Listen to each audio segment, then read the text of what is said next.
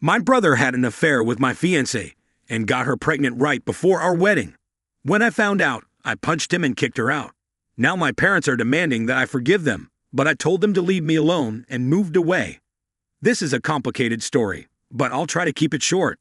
This story is as complicated and painful as it sounds, but I need to share it to get it off my chest. I'm a 32-year-old man, and until a few months ago, I was engaged to my girlfriend of 5 years. We'll call her Sarah. My younger brother, whom we'll call Mike, is 29 and has always been the golden child in our family. To understand the depth of this betrayal, I need to provide some background on my family dynamics. Growing up, Mike could do no wrong in our parents' eyes, while I was constantly criticized and punished for the smallest things. This wasn't typical sibling rivalry or slight favoritism. It was blatant and extreme. If Mike broke something, I got blamed. If he started a fight, I was the one grounded. Even when we both achieved straight A's, he'd get a new video game console, and I'd get a pat on the back. Our parents, let's call them Tom and Linda, always had excuses for their behavior. Mike's younger, he needs more attention, or you're the older one, you should know better, they'd say. This constant double standard left me feeling worthless and unloved at home. As we grew older, the favoritism intensified. When I got into a good college on a partial scholarship, my parents barely acknowledged it. But when Mike decided to attend community college, they threw him a huge party and bought him a car for commuting. Even though I've been biking 5 miles each way in my part-time job for years, I moved out as soon as I could to escape the toxic environment. I put myself through college, working 2 jobs and taking out loans. Meanwhile, Mike dropped out after a semester, saying college wasn't for him. Our parents supported his decision, praising him for knowing himself and not conforming to societal expectations. They even funded his series of failed business ventures over the next few years. Despite trying to distance myself, my family always found ways to pull me back in. Holiday dinners were nightmares filled with subtle jabs and blatant comparisons. Oh, you're still at that entry-level job. Well, Mike's thinking of starting another business.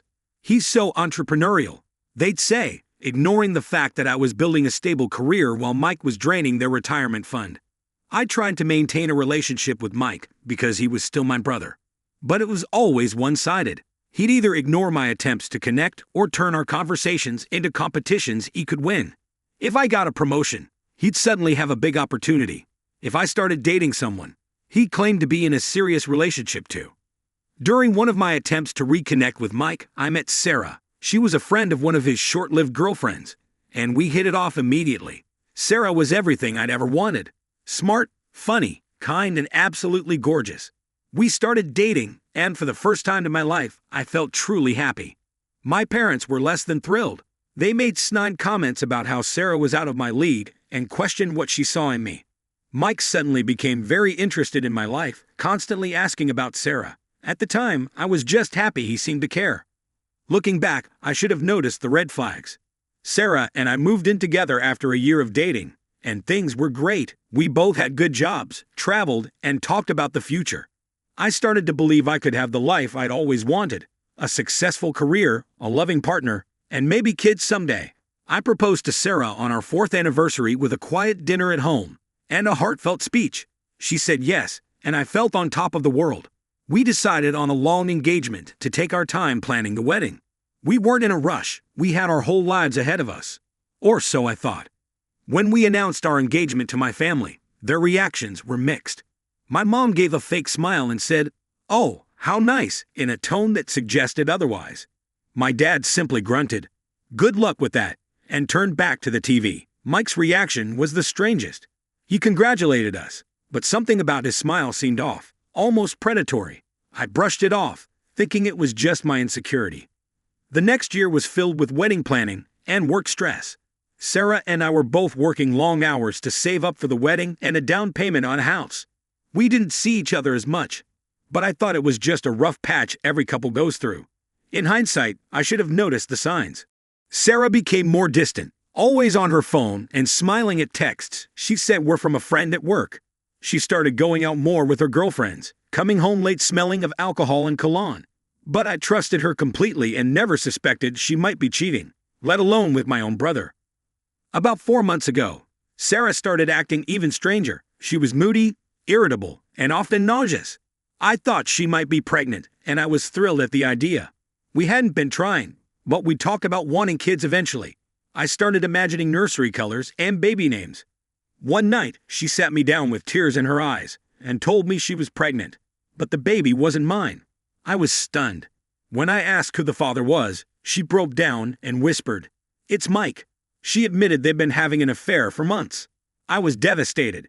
I kicked Sarah out that night. I couldn't bear to look at her. She begged for forgiveness, saying it was a mistake and that she loved me. But all I could think about was how many times she lied to me, how many times she'd been with my brother while wearing the ring I gave her. After she left, I called my parents, seeking support. Big mistake. Mike had already called them, spinning a story about how Sarah had seduced him and how sorry he was. My parents believed him without question. My mom lectured me about forgiveness and family, while my dad looked disappointed. In me, not Mike. I tried to explain, but they wouldn't listen. They insisted I needed to forgive Mike and support Sarah for the sake of the baby. I couldn't believe it. Not only had my brother and fiancé betrayed me, but now my parents were taking their side. I left and drove around for hours, needing to escape. When I returned home, I had dozens of missed calls and messages. Some from Sarah, begging for another chance. Some from Mike, alternating between apologies and accusations. But mostly from my parents demanding I grow up and make amends. I ignored them, barely eating or sleeping. I used my vacation days to avoid work. I couldn't face anyone. Eventually, I'd had enough. I blocked their numbers and on social media and started looking for jobs in other cities. I needed a fresh start, but they wouldn't leave me alone. My parents started showing up at my apartment, banging on the door and yelling. I had to threaten to call the police. They left notes, voicemails, and even had other family members reach out, all insisting I forgive Mike and be there for the family. Feeling trapped and gaslighted, I decided to get a restraining order against Mike and my parents. The constant harassment was affecting my mental health. Around this time, Sarah's younger sister, Emma, contacted me. She apologized for her sister's actions and was disgusted by what Sarah and Mike had done. Emma became a source of support, updating me on their situation. Apparently, Sarah and Mike were now officially together and planning to keep the baby. My parents were thrilled about becoming grandparents and were financially supporting them. Meanwhile, I was struggling. The stress affected my work, and my boss suggested I take a leave of absence. I agreed, lacking the energy to argue. One day at the gym, trying to relieve some stress, Mike showed up, violating the restraining order. He taunted me, and despite my efforts to get him to leave, he wouldn't. Overcome with anger, I confronted him. Security intervened, and Mike later filed assault charges against me, twisting the story to make me look like the aggressor. My lawyer is confident we can fight this, especially since he violated the restraining order. The situation was spiraling, and I felt suffocated by the constant drama. That's when I accepted a job offer in another state. I needed to get away and start over. I've moved now and trying to rebuild my life. It's not easy. I still have nightmares and struggle with trust. But I'm seeing a therapist and working through it. As for Sarah and Mike, they're still together and expecting their child. My parents continue to support them, acting as if nothing happened. I don't know if I'll ever fully heal from this betrayal, but I'm taking it one day at a time, focusing on myself and trying to find peace. After moving to my new city, I tried to focus on rebuilding my life, but the shadows of my past kept following me. Social media became another source of stress. Someone, possibly one of Mike's friends, posted about our gym altercation in a local Facebook group.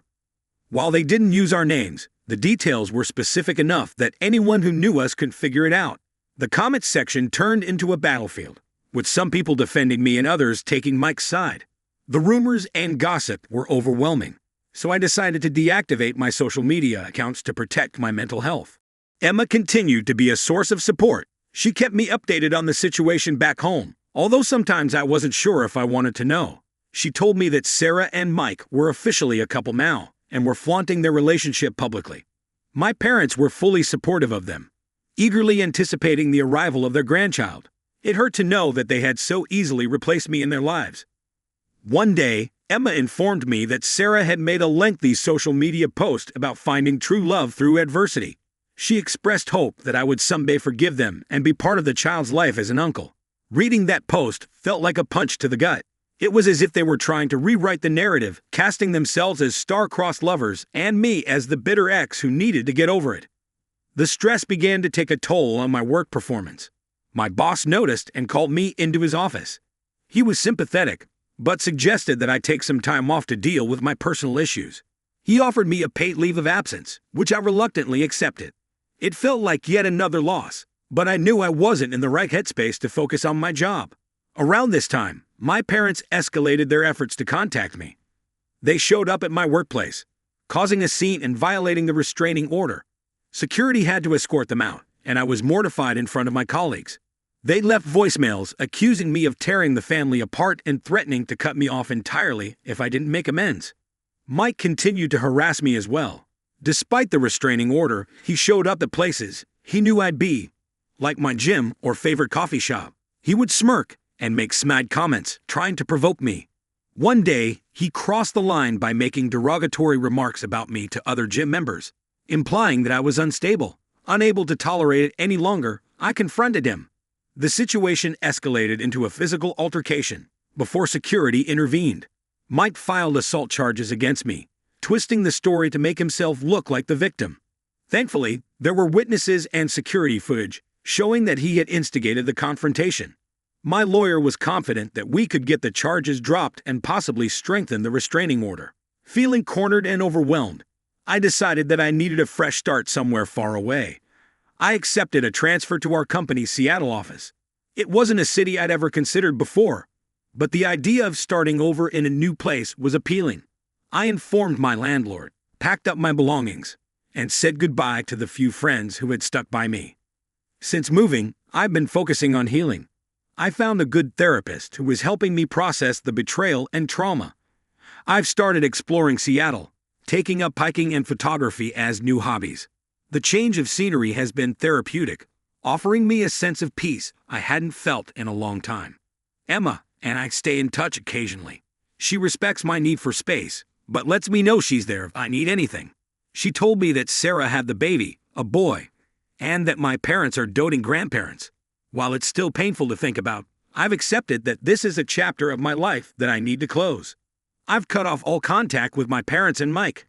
Legally, the restraining orders are still in place, and I hope they respect them.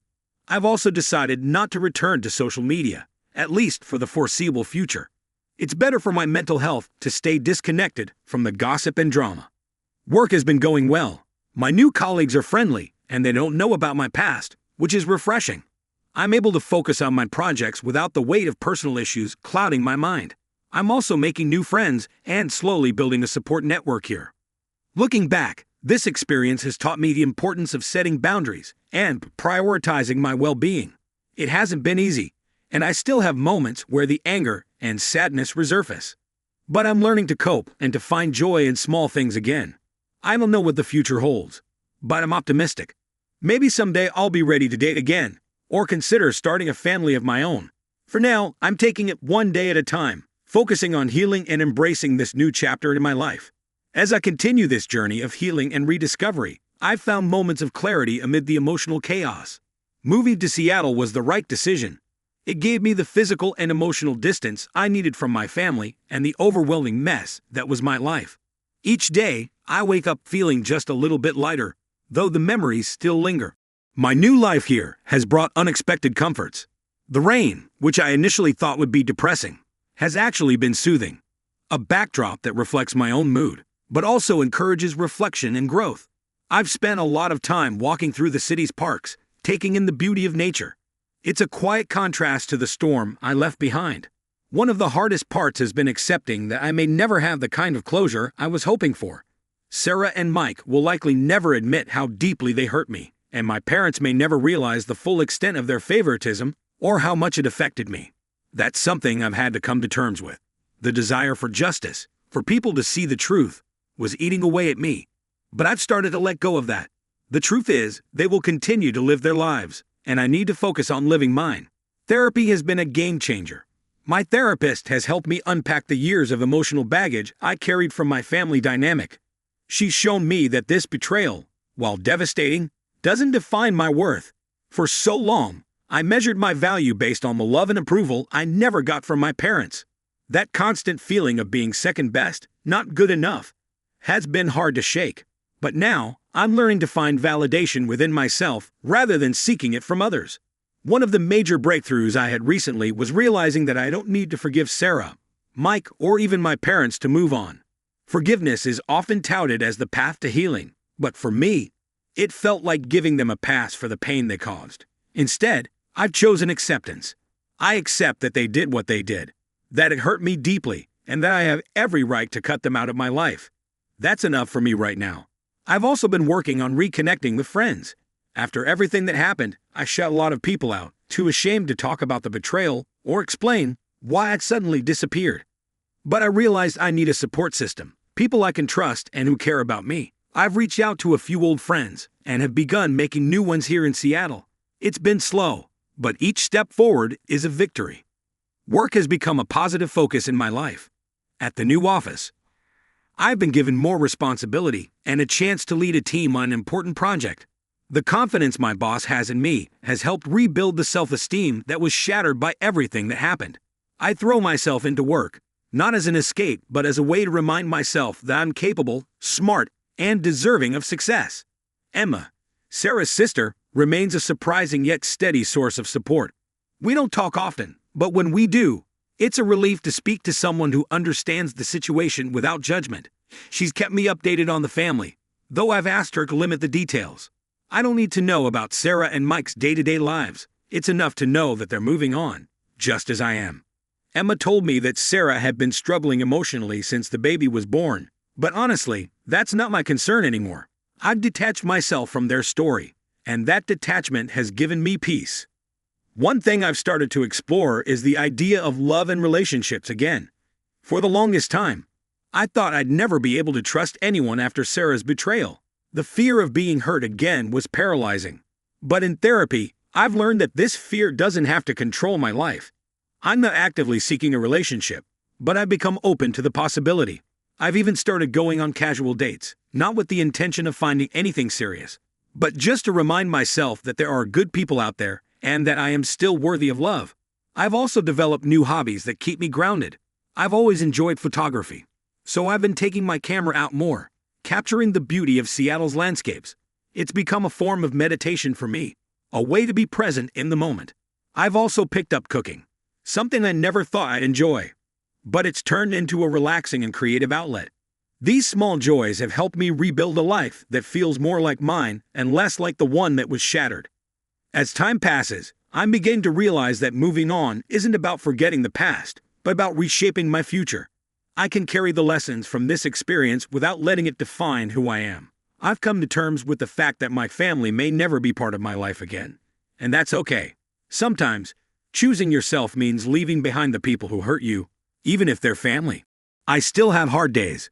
There are moments when the anger resurfaces, or the sadness feels overwhelming. But I'm learning to sit with those feelings, acknowledge them, and then let them pass. Healing isn't a straight line. It's a process with ups and downs, and I'm okay with that. At the end of the day, I'm proud of myself for surviving this. It's not the life I envisioned, but it's mine, and I'm taking control of it. What comes next, I don't know, but for the first time in a long time, I'm excited to find out.